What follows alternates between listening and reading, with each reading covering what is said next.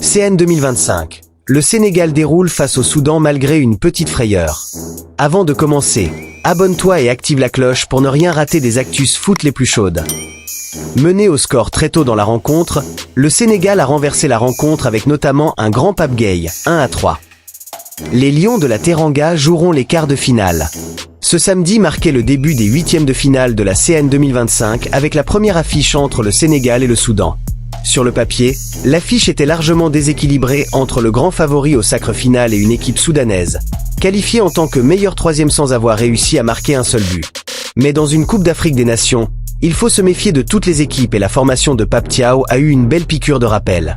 Surtout que malgré un 11 alléchant un trio offensif composé de Mané, de Jackson et de Sarr, le Sénégal s'est fait surprendre d'entrée. Après seulement 6 minutes, le Soudan a ouvert le score sur un but somptueux. L'ailier Amir Abdallah envoyait une merveille de frappe enroulée du gauche qui venait se loger dans la lucarne d'un Edouard Mendy impuissant. 1-0, 6e. Le début d'un scénario catastrophe pour le Sénégal qui avait des raisons de douter. Mais durant les phases de poule, le Soudan a montré qu'il avait du mal à défendre bas, préférant parfois partir à l'abordage.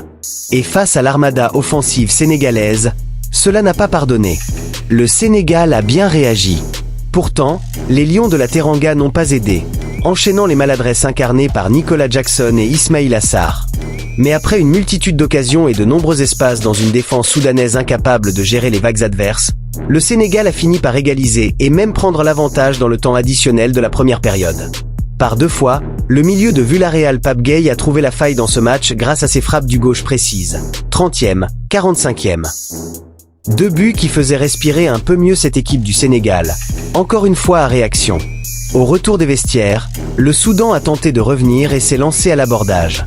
Les Lions de la Teranga en ont profité pour jaillir en contre et le titi parisien Ibrahim Mbaye a ainsi inscrit son premier but dans la compétition. Bien lancé en profondeur, il se jouait du défenseur pour sceller la victoire des siens. 3-1, 79e. Devenant par la même occasion le plus jeune joueur à marquer dans une CN au XXIe siècle à 17 ans et 344 jours.